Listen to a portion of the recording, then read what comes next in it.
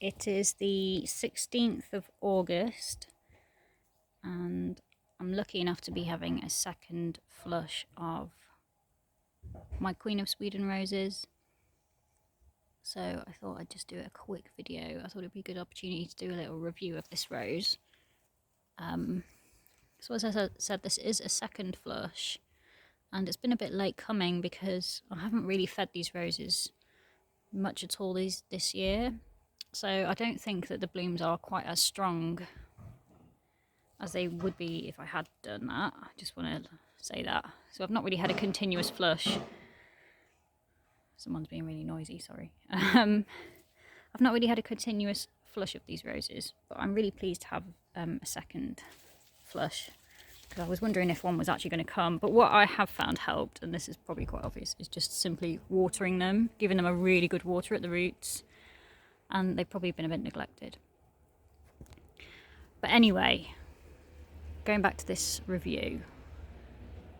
So this is actually quite a tall rose. I'm going to pull this so you can get a better view.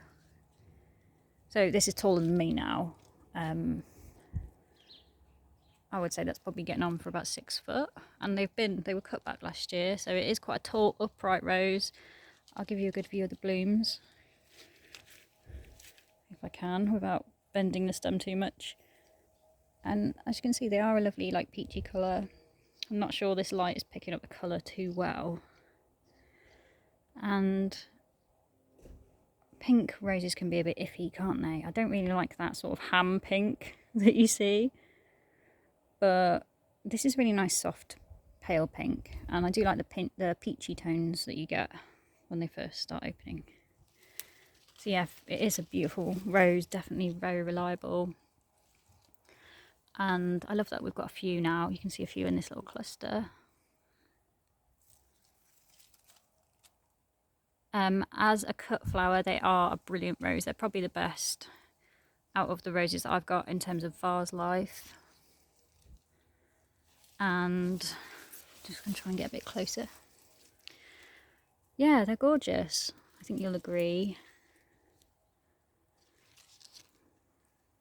Yeah, I think I do need to remember to water them a bit more and feed them. If anyone's got any recommendations for what to feed roses, that would be really well received.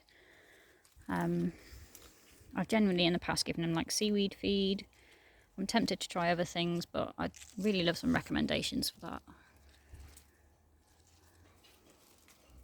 Yeah, so it is a fantastic rose, and I think that one of the reasons that makes it a good rose for cutting and putting in a vase is because, for one thing, the stems are quite long and straight, as you can see, which is fantastic. And they've got some thorns, but not too many. It's not a hugely thorny rose, so it's not hard to pick from them. And also, I think because of this like cup shape, because it's quite compact really, it's not big open blousy rose like for example the Lark Ascending, which is another one I've got. I think because of that, the petals tend to stay quite compact and they don't sort of just fall apart as easily, so they've got a pretty good vase life for that reason. Yeah, so it's definitely a rose that I recommend. It's fairly reliable. It doesn't require a huge amount of maintenance except cutting back, obviously feeding and watering like I've just said. And yeah, it's just keeps giving.